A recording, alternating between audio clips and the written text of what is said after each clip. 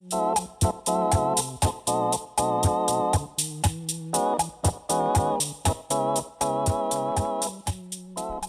is up, ladies and gentlemen? Welcome to another episode of the TRIFLIX cast. It is me, Tristan Watkins, and this is the show where we interview innovative creators, entrepreneurs, people out here trying to make a difference in their communities, trying to better themselves in any way they can.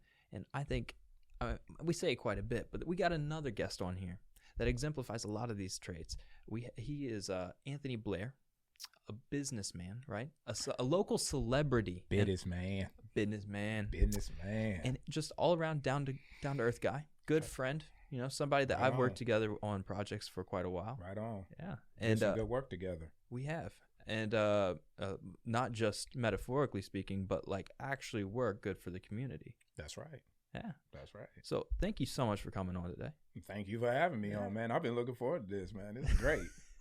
Everybody in the studios actually thought you were already interviewed, but that was because you came in the studio and you recorded a couple of your own sessions. Right. Yeah. Right. Did that one with LJ. That was a great session too. Yeah. People really dug that. Yeah. I actually, right before you came in, we were checking out that video on the importance of head with the mohead, y'all. Why is it meaningful and all that? Indeed. Yeah. So, I mean, we're talking a little bit about alcohol here, but I think there's partly a reason for that because it is a little bit of your brand, it's a little bit of your line. And people may not know this about you, but could you describe a little bit about your business model, what it is that you currently work in, what realm are you part of? Right on, man. Marketing. Got a marketing degree, paid the college. 50, 60 G's, get a marketing degree, right? So got to do something with it. Marketing, now that the landscape is what it is now, marketing plus multimedia. What I'm marketing is multimedia. Yeah. I provide that service for clients, but then I also do that for myself and the brands that I have that I manage myself. Yeah. Because you have a company, you do things for clients, you have this TRIFLIX podcast. It's the same idea. You can leverage creativity in a lot of different ways. For me, I'm an idea guy. I know how to package a product. I know how to sell a product and promote a product. Yeah. I said, well, why can't I do that for clients and myself? I read a book, Built to Last, and they talk about the tyranny of the or and the genius of the and. The genius of the and is, well, why can't I do this and this? As opposed to, well, I can do this or this. There's more opportunity in the and than it is the or. Yeah. You could have either came on this podcast or you could be out promoting your own brand. But I think you found a way to do both. There you go. And that's the Mohead Y'all motto, right? Like the Mohead Y'all model. Yeah. Well, the Mohead Y'all model is a little different, right? It's, heady conversations over hard poured beer, right? So I believe we're going to have a heady conversation, meaning, it's going to be intellectual. It's going to be intellectually stimulating. Hard poured beer. Well, you pour beer hard and you're going to get a big head on your beer. So it serves two purposes. Yeah. So you're in marketing now and you have this brand around alcohol. How did you, and before that you said you went to college for marketing, right? Right. So how did you go from getting this degree to starting a business and this brand line and then becoming what I would consider, you know more than me, but even on top of that, I would still consider you an expert in or a connoisseur in a way of alcohol. You have a lot of knowledge that a lot of people are curious of and don't have themselves. So how do you go from a degree to in this line of work where people are coming to you for advice? Man, I'll tell you the truth.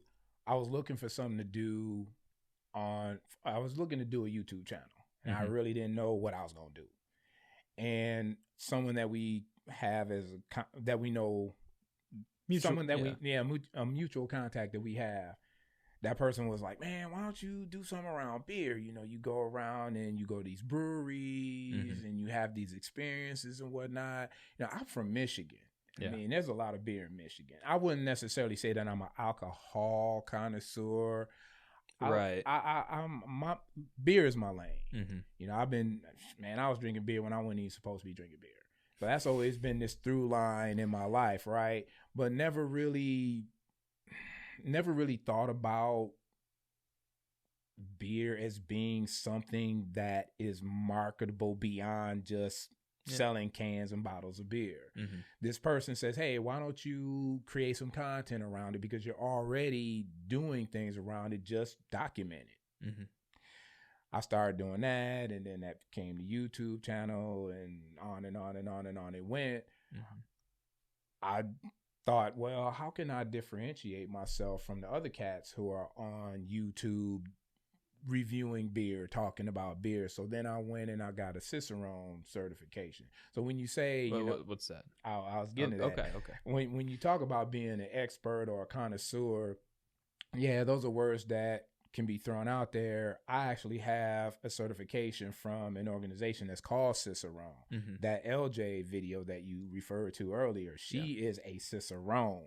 I'm a Cicerone CBS. A Cicerone CBS is a Cicerone certified beer server, which means they'll say I am a master of beer styles and service. Mm-hmm. When you ask me, hey, what kind of beer is this? Or, hey, this is a barley wine. What kind of characteristics does this beer have? Or this is an IPA. What kind of characteristics does this beer have? Yeah.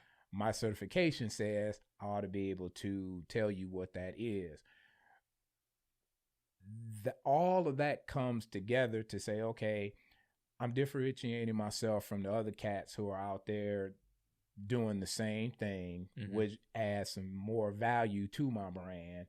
And then I wrap around the marketing education that I have around that to be able to promote it. And then I have a YouTube channel and a brand and the Mohead Y'all show. Yeah. So you found a way to do the and. I found a way to do the and. Exactly. Now off record here now, I do want to know, when it comes to alcohol pairing with food, specifically beer, is it a myth, or is there actually a lot of thought process that goes behind that? Oh yeah, it's a lot of thought process behind that. Honestly, you can do more food pairing with beer than you can with wine. Really? But that's something that a lot of people don't talk about. The complexity and the different styles that go along with beer is myriad, really, in relationship to wine, to where, you have different areas where you can, the grape comes from here and they put it in this barrel and da da da. But basically you have red wine and white wine. Whereas with beer, you have IPAs, you have different degrees of colors and flavors and whatnot. Whereas wine, they have that too, but it's more narrow, to whereas beer is way more broad. Yeah, man. Yeah, I don't know. I've had a couple people on here, and we usually end up talking about food for a minute, so I thought I would find a way to tie that in here for a sec. And beer is food, by the way. Is it? It is, man. It's bread. Just because how would you? To me, I think of like bread because you got yeast in it, right? Well, yeast, grains. You even got some vegetables in there with the hops. And then you got water. So you're saying that's on the food pyramid? Oh yeah, man. Oh yeah, man. I lost 80 pounds, bro. I promise you, I lost 80 pounds, man. I used to be way fuller faced than what I am right now. Really? I lost 80 pounds, but I reconfigured my diet to fit into the food pyramid and said this will be my bread. So I ain't eating bread other than when you drink. When I drink. And then I eat vegetables and I eat fruits and then I eat protein. But this is my bread group. Yeah, you substituted. That's cool. Yeah, man. And I promise you, man, it works. Really? It does. I am a witness. I got a lot of friends, and I'm young-ish, and came out of college. You ain't got none of this. You young, bro. Not yet. But I'm pretty young, and I just came out of college within the last 3-ish years. And a lot of my buddies, man, they drank, but they didn't lose 80 pounds. They look like they probably gained a little bit. They got to balance that food pyramid, bro. So you think that I mean, clearly it worked for you. So you think it's not like limited to just maybe your metabolism. Like this could work for other people too. I promise you, it works. Huh? I will promise anybody, if they will follow that program, just realign what they eating, it'll work, man. I'm telling you, man. Bread is bread, carbs is carbs, man. It doesn't matter where you get it from. Yeah. if you get it, you're gonna get it. Think about all the stuff that has breading on it. Just think about it. Everything. Breaded chicken, breaded shrimp, bread on your hot dog, your hamburger, everything, man. Almost anything fried. Almost anything fried and anything that is in patty form. Mm-hmm. Eliminate that and then just substitute it for beer. It's the same. It's the same idea, bro. I promise you it works. We're not recommending people go out and become alcoholics by any means, but no, not at all. Responsible substitutions here. All I'm saying is if you drink beer and you eat other bread products, if you made a choice to say either I'm giving up beer or I'm just going to keep on eating a hot dog or a hamburger with a bun or breaded chicken or whatever, just make a choice. That's all I'm saying, and see what happens. Yeah. That's all I'm saying. So as a Cicerone CBA, you have quite a few opinions on beer, I'm sure. Oh, yeah. Do you have any clearly we heard some on wine. Do you have opinions on other fermented drinks? I mean, I like wine. I mean, I ain't a hater on wine. What about kombucha and things like kimchi and other? Love it. Really? I do. Yeah. Funkier the better. I like that. So I recently tried kimchi and I don't know what it is about it, but I get a strong buzz from it. I wouldn't doubt it. Really? No, it's fermented. But do you think it's so if you buy it from the store, it doesn't have you don't have to have an ID to buy it because the alcohol percentage is so low. Right. But I don't know. I thought that was interesting that you could legally sell stuff like that, and I didn't know if maybe you've had any ideas on pairing. I mean, clearly beer with certain foods, but if you had opinions, so I guess just funkier the better, right? For me, it is, man. The reason I started out drinking funky beer. What kind? What's the funkiest? Back in the day, funky beer was beer that was in a green glass, like Heineken, St. Pauli's Girl, Beck's. Mm-hmm. Those skunky, funky imports that are in a green bottle, doesn't block any light, so it's light struck and it's just funky and skunky and just right? But I gravitated towards that because I like funky cheese. I like blue cheese. The funkier the cheese, the better. If it smells like feet, I'm all over it. I'm all over it. Yeah, but that's one of your videos said like when it comes to consuming food, the scent is what, like 80% or something, a very high percentage of what the taste becomes. Absolutely. Once you get past the eye part of it. Yeah. Yes, that's pretty neat. But going back into your businesses, and so you have three lines, three brands, man. Three brands. So you got Wordplay. Yep. Beer for Good. Yep.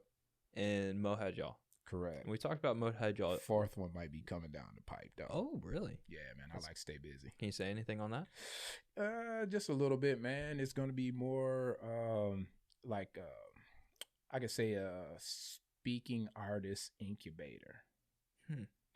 There's a lot of people out there who want to be public speakers, professional speakers. Yeah. Professional speakers. My definition between a public speaker and a professional speaker: a public speaker just talks in front of public. A professional speaker speaks in front of public and gets paid to do it. That's what right. If you're good at it, you should get paid. Well, yeah, and there's some people out there who aren't that good who are getting paid. And me being in Toastmasters, I see people who are good speakers and they ought to be getting paid, but they don't know how to get to that point. Yeah. So then look at a cat like me. I created my speaking opportunities to get paid, to get an agent or, to find events and shows and things like that. It's hard. It's hard to do that. That's part of the reason how even the Mohead Y'all show even came to be, because I was like, man, I can speak, but I can't find any gigs, so I'm just going to create my own gigs. And one thing led to another. That's how I'm guessing, is that how Beer for Good started? No. No? That was a happy accident. Okay. So what is Beer for Good, and then I guess how did it start? Yeah, right on, man. Beer for Good is the fundraising leg of the Mohead Y'all show. And Beer for Good, man, wow, Beer for Good is such a great story, man. I love how all that came together. I went through leadership Bartholomew County Mhm. here. One of the days that they have in leadership Bartholomew County is the community plunge. The community plunge is, hey, we're going to go to the 3 main nonprofits here in Columbus. St. Susie, Love Chapel, Mhm. and Lincoln Central Neighborhood Family Center. Ah. Yeah, we had Randy Allman recently. Shout out to Randy. Hey. Yeah. Randy and Diane. Yeah, so because those Diane run the show. Don't let Randy fool you. we have both of Diane them. runs the show.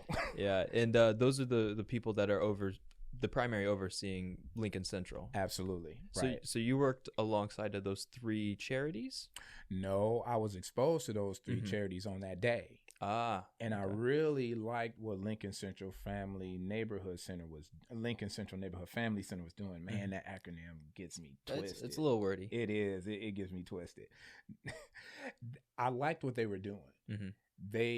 I'm a fan of helping people out, but I'm not a fan of helping people out without any accountability. Mhm. And that's what I really liked about Lincoln Central Neighborhood Family Center was, hey, we'll help you out, but you either got to pay it forward or you got to give back. So I'm a big fan of that. Don't just give folks stuff, give them some accountability. The relationship developed from that because I stayed engaged with the organization. And to be honest, they was a big supporter of me when I first got started with Mohead Y'all, because Mohead Y'all used to be Craft Picks, and they really got down with Craft Picks when I was just getting started. Got a cardboard cutout at Yes Cinema of me. I don't know if you saw. Oh, I've seen it. Why haven't you taken a selfie with myself? I haven't. I don't know why, but I've seen it. And you recommend tell him to take a selfie with myself at Yes Cinema. Take a selfie with myself. Yeah, no, but they started working with you, and I noticed that billboard, and then you hold a beer of the day or a beer of the week, or you recommend. Right. Exactly. People look to you for advice in that subject. They do, and I promise you, man. Have you seen the Mohead on More beer video? I was going through the catalog, but I don't think I got to skim that one. Oh man, that's the one that everybody loved. They put that up on the big screen. Is that the one where like you're shaking the glasses? I have seen it. I didn't catch the title then. Okay, yeah. No, that's a really cool one. They put that on the big screen. They're big supporter. I thought I need to reciprocate that somehow. You know, they a big supporter of me. I want to promote them in some way. I came up with an idea to do a beer can drive for them. I said, hey, you know, a lot of people drink beers in cans. Yeah. You know, we do a can drive. We take the cans to the recycle. The money we get from the recycle, we give it to Lincoln Central. Good idea. A lot of moving parts. Couldn't really get it going. It's a lot of politics in aluminum, believe it or not. Really? I wouldn't have thought of that. I wouldn't have either. And trust me. On the production end or like recycling and stuff? On the recycling and the money distribution part of it. Okay. Yeah, you'd be surprised. I was surprised myself. I really was. A lot of moving parts. Didn't get it done. Well, I'm a member of the Brewers Association, which is the national brewers organization. They represent the breweries in America. Yeah. They released a documentary called For the Love of Craft. And I said to myself, Lincoln Central has Yes, and here's a documentary that I could broadcast on the screen, and then what if, and then what if, and then what if. Yeah. Next thing you know, we have an event. 28 days, bro. 28 days we pulled off this event, and we raised funds for Lincoln Central Neighborhood Family Center. Help 800 kids in the neighborhood get Christmas gifts. I don't really get down with Christmas. I ain't gonna lie, for a variety of reasons. Yeah. I'm sure you've watched The Grinch. The Grinch That Stole Christmas. Yeah. So you remember when the Who's didn't have shit, right? The Grinch stole all their stuff. Yeah. And they down there wrapped around the Christmas tree. They like, we ain't got none, but we still cool. Merry Christmas. And the Grinch was sitting up there with the dog on all of the loot. And then his heart was just like, yeah, that was me, bro. Because I was like, man, to be able to bring people together because of this and do something good for our community. Yeah. To be able to give kids some Christmas. And man, kids don't care, man. They'll be like, oh, you ain't getting enough. Man, that's rough. Oh yeah. So to be able to be a part of something like that, to be able to contribute to the neighborhood. People don't talk about the Lincoln Central neighborhood is the poorest neighborhood in Columbus, but folks just don't talk about that stuff. It's also very much. like in the heart of downtown too.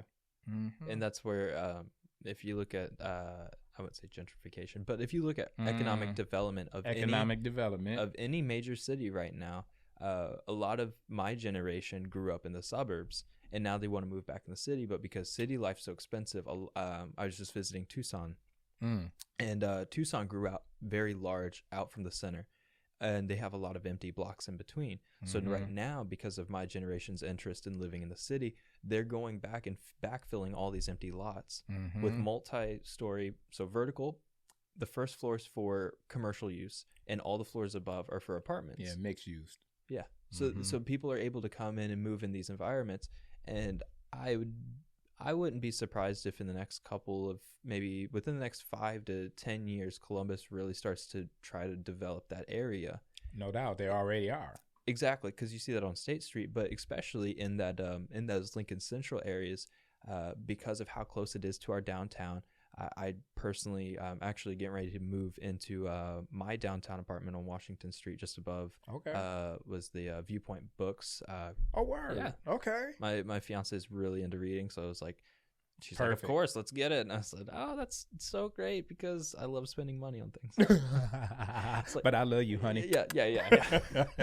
So we found a good fit, but to your point, still stands like. It is a low income area, and, yes, it is, and it's not. It's really good area that could get revitalized. You look at areas like Franklin, Indiana, where after their flood, the city offered a lot of grants and things for the homeowners in that area or people that wanted to buy the properties. If they invested in the exterior of the property, they could apply for grants, and the city would. It was either the city or the state. I think it was the city would compensate for like up to 50%. Now, the interiors were still a little rough, but because they were working on all the exteriors, all the property values started to rise up. And then everybody in the area became more interested in relocating to that and then revitalizing it and giving back.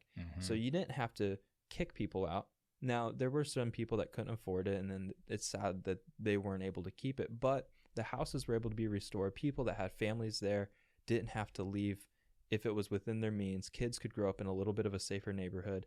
The roads were repaved. Everything's to the point where the families, and I think that's like the main point there, the families were able to have a better life and provide a better life for their next generation growing in. So I got a really big heart for the downtown area of any city. I think it's really sad whenever you see them all torn down.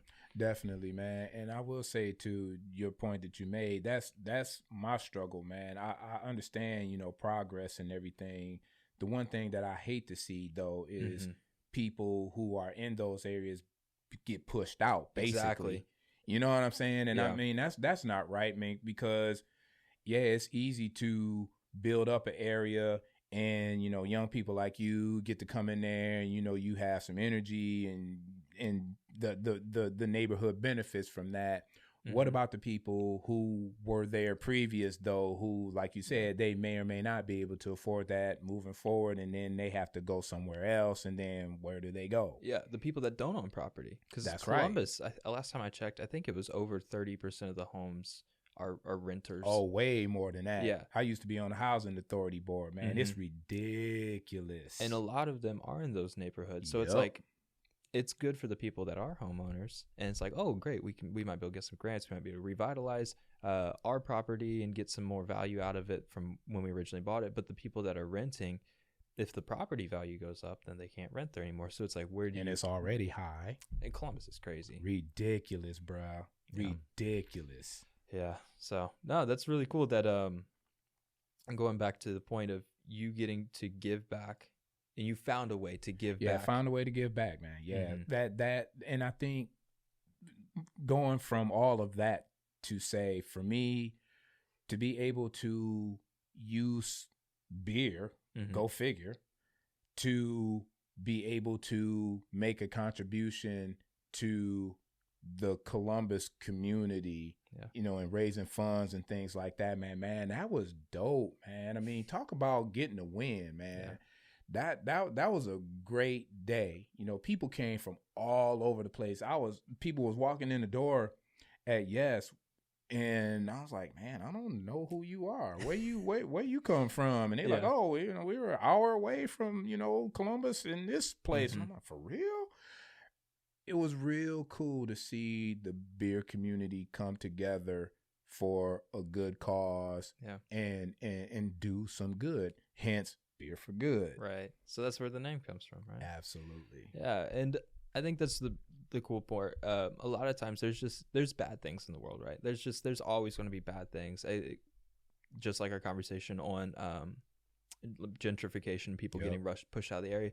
But the thing was, even though that's awful in itself, you can't always dwell too much on those bad things, because if you do, you're preventing yourself from going out and using that time to do something good. And no doubt. And while it is really bad, you were able to take that time and apply that towards giving back to Lincoln Central, and not just because they did something nice for you, but it was something that you wanted to do for the community. Absolutely, man. And you were able to make a positive difference for all 800 kids, right? Yep. And that's so meaningful, because at the end of the day, those kids are going to grow up. That's 800 kids that potentially are going to look back and like, wow, somebody cared about me, and somebody poured into my life. And now there's 800 kids that are significantly more likely to want to give back to their community because their community poured into them. I hope so. Yeah. I hope so. And it ain't even really about that. I mean, if all of that happens, great. Yeah. At the end of the day, I think all of us has some responsibility. I mean, if we living in a city, a community, I believe that we have an obligation to make our community the best that it can be. Yeah, I like that. You know what I'm saying? I mean, if we live here, why would we not want to do our part to make it as good as it can be? Yeah, and I think the cool part about that is you aren't originally from here. I am not. But you live here, and I do, and you're still trying to find ways to contribute. That's right. I think that's really neat. That's right. But I still represent home. I mean, it's hot, man. I mean, I represent Flint, man, and the reason from Flint, Michigan, man, people ain't talking about Flint, Michigan now, man, but they still got bad water. Man, I've almost had to knuckle up on some people, man, because they think that shit's funny for whatever reason. Yeah. It's real life, Tristan. I'm like, really? How is it funny that people in America don't have clean water to drink? And oh, by the way, elderly people, they're getting Legionnaire's disease, and young people are getting lead poisoning. How is that funny? Man, I'm telling you, I ain't really a violent person, but man, I get fired up over that, man, because that just is not funny. That's not cool. I mean, I understand that people kind of had that nervous laughter kind of thing going on, man, but man, when it's people suffering in the world at large, that's not humorous. And in America, come on, man, it's abundance galore. This should not be a problem. Yeah. And some of those same people who was laughing that I was going to knuckle up on have financial wherewithal to be able to put something into that. I love your phrase, knuckle up. Man, hey. I don't think I've ever heard it before, but okay. I know where you're going. Yeah, man, for real. But yeah, I mean, like you said, the nervous laughter, and sometimes that's just how people cope, and other times people are malicious, and that is they're it's an easy target, you can joke about it type of thing. But you know, you never know what's personal to people. And it is like that empathy of realizing like, hey, you know, it may not bother me, but it bothers them, so I'm gonna like be respectful of their personality. At least, at the minimum. Yeah, but I mean, it's also human lives, and shouldn't be. Don't be so callous. That's what I'm saying, man. I mean, if it was one of your people, you wouldn't think it was funny. All right. Yeah, that's your hometown, man. That's right. That's right. Yeah. I don't have a segue. Forget the segue. That's the segue. Check out Hill Zion Records. They're our sponsor. They make really good music. So he's you said you're from Flint, Michigan, right? Yes, sir. How big of a city is that? Boy, back in the heyday, it was about I want to say 240 or 280. Right now, I'd be surprised if it was even 75. Mm-hmm. Yeah, it's pretty big. And we're talking about Hill Zion Records here. They're based out of Nashville, Tennessee, and it is a very big city as well. And both of those places, Vegas. I'm learning so many new phrases from you. Both of these cities super far away, and yet we get people coming into the studio from both of these very far. I mean, it's not as big as Nashville, but they're still huge compared to our city, right? And people come here. They want to experience life in our little charming town. And Hill Zion Records with X Truth and Taurus Hearns, that's a stage name, and they produce some of the best music I've heard in quite a while. It's Christian music. It's mother approved for all the people out there wanting to listen with their kids. Just a big old stamp. Approved. Heck yeah. And I really do personally enjoy their music, and I wouldn't I mean, sponsors are nice, but I don't push products that I don't believe in. Say word. That's the reason we bring people like you in here. Right, man. I believe in these people. I believe in both of our sponsors, but then the guests that we have on the show. And if my word carries any weight, I hope you guys feel free to check out their links. We'll have that in the description below. You can always just search Hill Zion Records. Go give them a listen. Go check them out. We'll have them here in town for a photo shoot here soon, and we'll have them on the podcast as well. But all in all, hope you guys enjoy them. And let's cut back into the conversation, man. Just slide this together.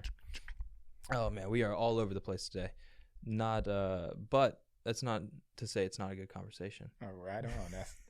That's how my conversations go, man. Yeah. The point of the show really is to share people's stories, because then you can go on Wikipedia and learn anything you want about anybody. You can go on Facebook, read about their lives.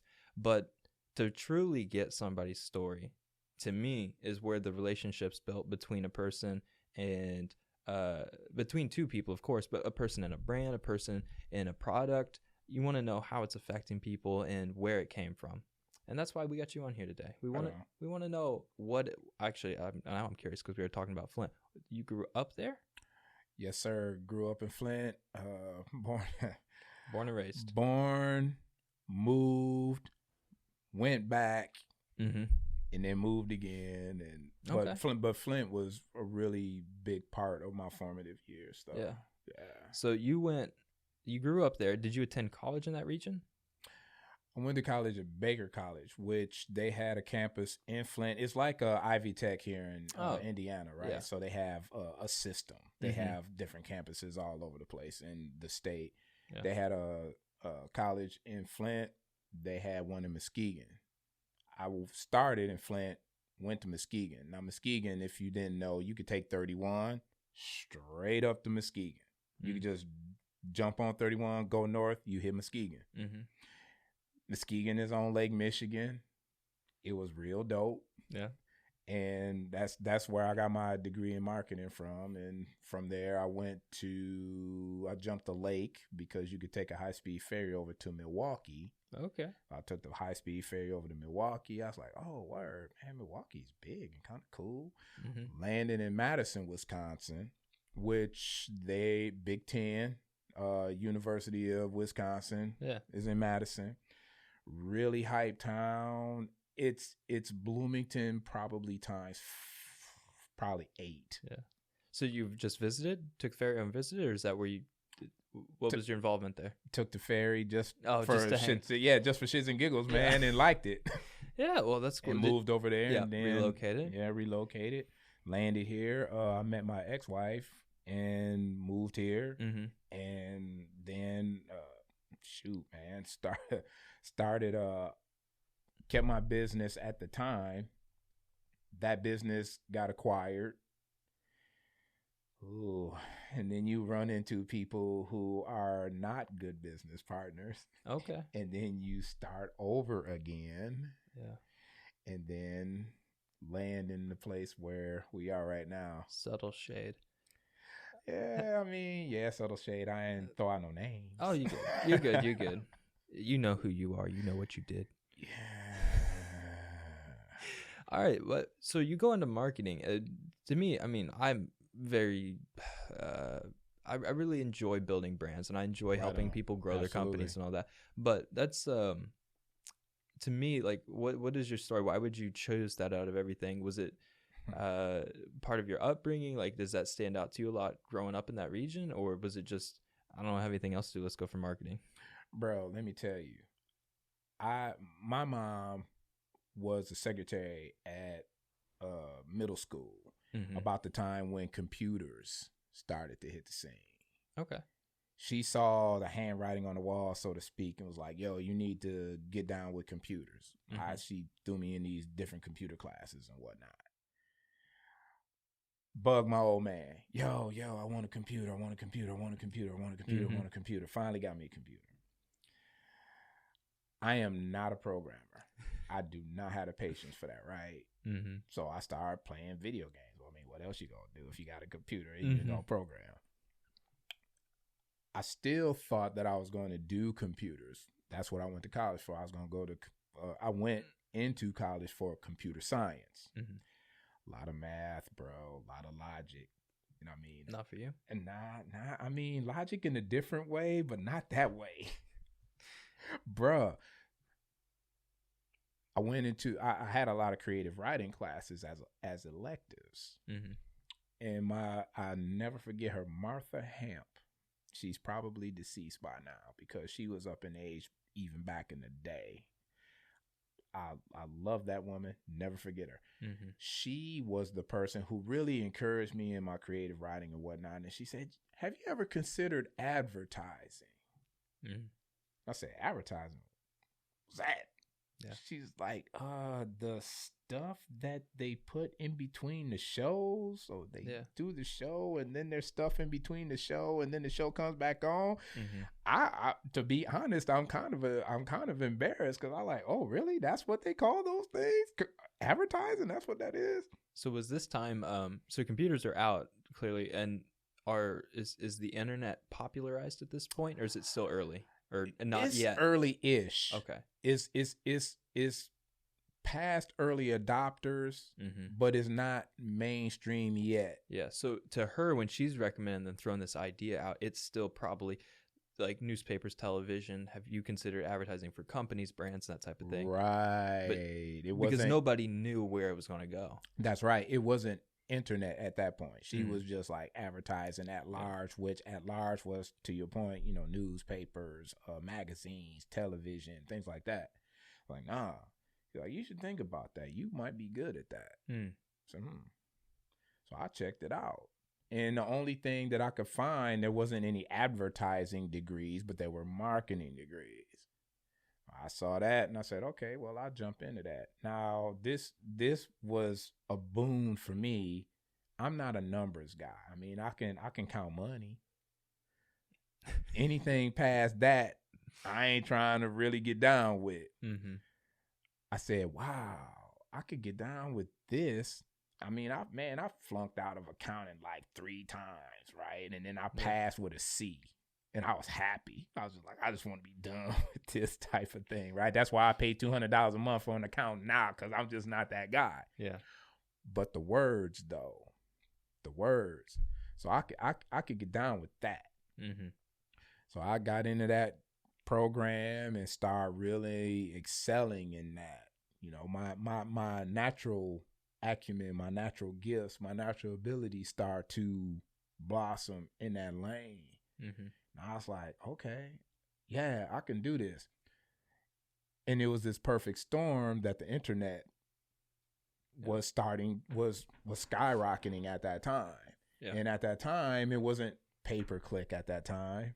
It wasn't no Google AdWords. It wasn't no Facebook ads. It wasn't none of that stuff back then. It was just straight up classified ads like you would see in a newspaper. Yeah. Man, I started killing it. I mean, back in the day, we're talking 98, 99, 2000, man. Yeah. I was just writing classified ads, selling movies and books and things like that, even before Amazon, man. I mean, Borders was still around back then. Borders is long gone. What's Borders? Bookstore. Oh, okay.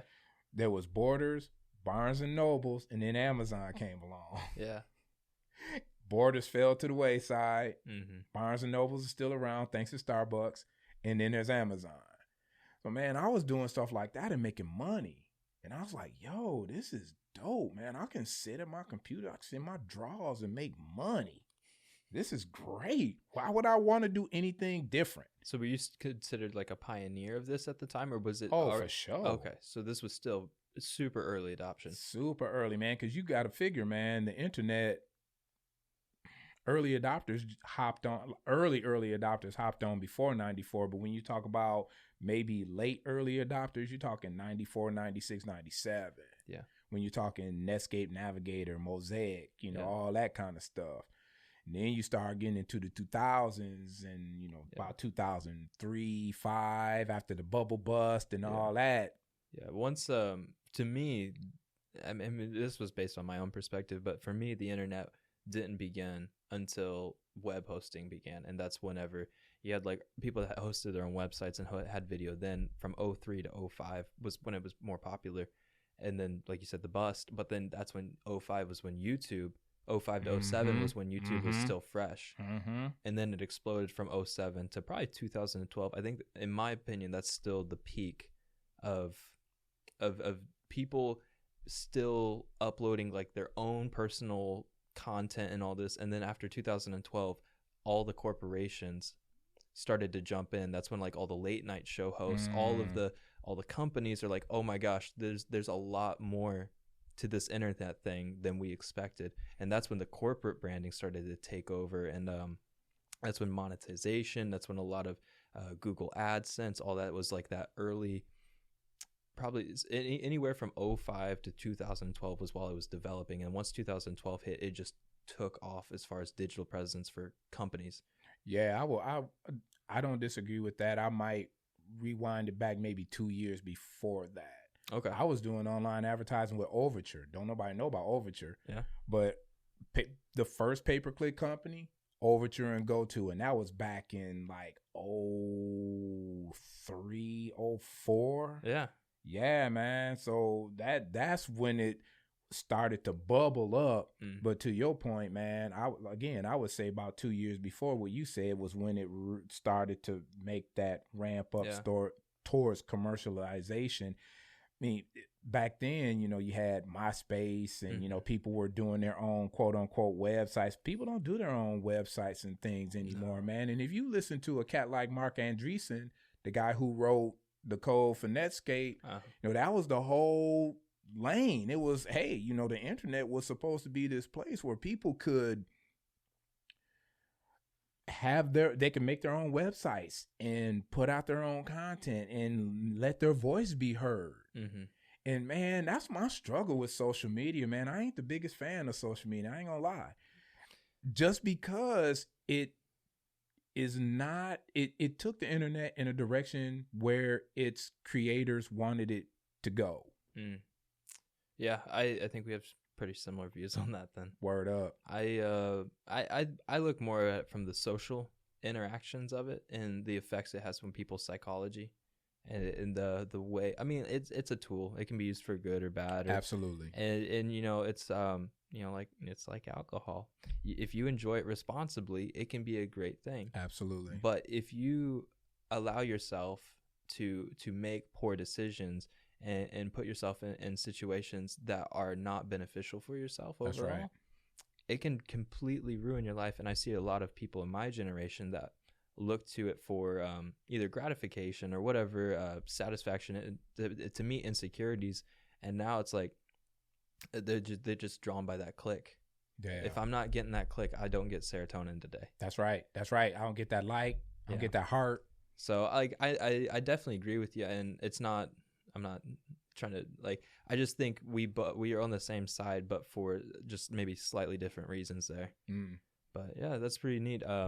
I didn't realize how deep your history was with it, because you're pretty much there from the beginning. Yeah, man, pretty much, man. My first client, man, I remember the first website that I did. That's how I started out. I did websites, website development, man. My first website I did for a Catholic parish over on the west side of Michigan, man.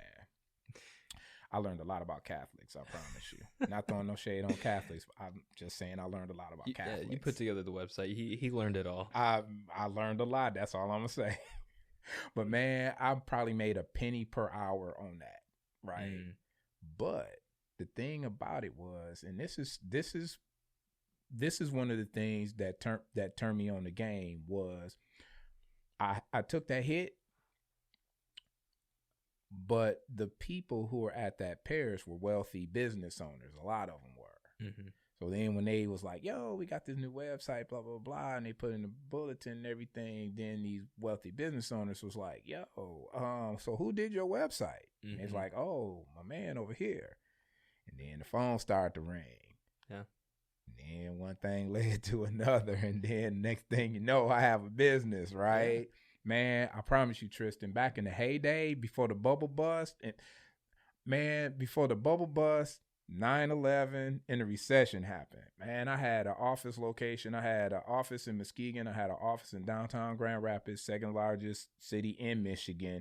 12 people worked for me. It was off the fucking chain, dog. I promise you, it was off the chain. But it was so great. But it's when 9/11 and all that, it was just that fast, right? And it's that whole thing of being ahead of a trend, but being prepared for the worst, not expecting the worst, but being prepared for the worst. And see, that's why I fucked up, because I was just thinking it was just going to go forever. Yeah. Right. But it didn't. And I was like, oh, I didn't think about that part of it. So then it was, how do I recover now? It's a hard lesson to learn. It was. It really was. But I learned it. Well, clearly you bounced back. Yeah, have to. What else are you gonna do? What else you gonna do? Well, I mean, you could just go pull to the side of the road. And but you wouldn't do that. You're from Michigan. No, we don't get down like that. But just saying, that is an option. Yeah. Not my option, but it is an option. Yeah. So learn, take your lumps, recover, and keep on going. Right on. Well, we're pushing that limit on time today, and I want to jump through some 30-second questions with you. All right. You got something to come to head? Spit. If not, we can skip. Not a problem. Starting out, you had to overcome quite a bit as far as entering this new market, and you've learned a lot. What has been the most helpful thing for you to learn in your field, whether that be on the programming side, the branding and marketing side? What's the thing that you can point to and you're like, that made a really big difference? Bro, just keeping it real, understanding who I am and what my brands need to represent and the value that it can bring to the marketplace. Yeah, it's an extension of you. Yep, absolutely, man. Any brand or anything that I put out there is just an extension of myself. And I'm going to put some inauthentic stuff out there if I don't know who I am. So I need to know who I am before I can even put anything out there that has any value to the marketplace. Yeah. And some people might think you're out here just chasing a dollar. So that brings us to our next question. Misunderstandings. What is the biggest misunderstandings people may have about you or your line of work? Man, one of the clients that have been around for the longest used to say that I deal in black magic. I don't know if that was racially motivated. I'm just kidding. You'd always say it's black magic, right? So the things that I do is like, how do you make these leads pop up? How do you make these sales pop up? It's like, man, it's the algorithm. It's like tea leaves, right? You just got to know how that works. So for me, people see me walking around downtown doing what I do, and they don't think I do shit. Yeah. Because I make my own schedule. I come and go as I please. I do what I want to, but at the same time, I know that I have to get things done. So people that we both know would be like, well, how does he make his money? Or, what is his real job? Does what he do? Oh man, what am I trying to say? Does the things that he do, are they even real business models? Are the things that are the services that he provide even legitimate? That's what I'm trying to say. Are the services that he provide even legitimate? Are people getting a good ROI with your service? No, like that's the question going through their head. Like why would somebody be paying him a sustainable wage? Apparently, because I mean, you seem to be doing fine. I ain't doing too bad. Yeah. So how would you make that? So like the hard work. Man, hard work and knowledge, man, and always wanting to learn. Because I'm a lifelong learner, man. I'm always trying to learn something new, man. And I'll tell you, Tristan, man, my clients, man, on average, they get like 800% ROI on the stuff that I do for them, man. That's why I can do what I can do. Are we hiring him? Ben? Why haven't we hired him yet? Bro, for real. Well, you need to train him then. He's supposed to be in charge of social media marketing. What's going on? For real. on average, man. I'll tell you the truth, Tristan. Tristan Watkins, I'll tell you the truth. This year, I was like, yo, I was looking at the ROI results on my clients, and I was like, I think it's about time for me to get a raise. So I hit up my clients. I was like, yo, here's the numbers. I ain't asking you just for the hell of it. Yeah. Here are the numbers. This is what you making off of me. Surely you can afford to do this. Every single one of them said, yeah, you're right. Here you go. That's a good business. That's a good business. So, people think, you doing this and that, how can the numbers don't lie. Yeah. The numbers don't lie. And I ain't trying to trade time for dollars, right? I'm trading time for impact. And if I'm impacting folks' bottom line, it doesn't matter how much time I put into it. It matters that I get the results. Yeah. I like that. And I'm sure your clients agree with you. Apparently they do. All right. Last question here. Yeah. You got one piece of advice for people? One piece of advice. A little cute quote or something a little deeper, whatever you want to go with on anything about how to run a business, entrepreneur, pick yourself up bootstraps. How do you bounce back from something like 12 employees to nothing? Man, it's even deeper than that, man. And I think I touched on it a little bit earlier. You have to know yourself. You know yourself, be true to yourself. That's the one thing. Don't try. That's the one thing that's my piece of advice to anybody. Be true to yourself, know yourself. Because everything that I've done that has been positive, that has made an impact in the world, that has inspired people, has come from me knowing myself and being true to myself and not trying to be one of the masses. Man, why does Apple use our retina and our fingerprint to unlock our phones? Because I can't unlock your phone with my fingerprint or my retina. Yeah. It's unique. It's unique.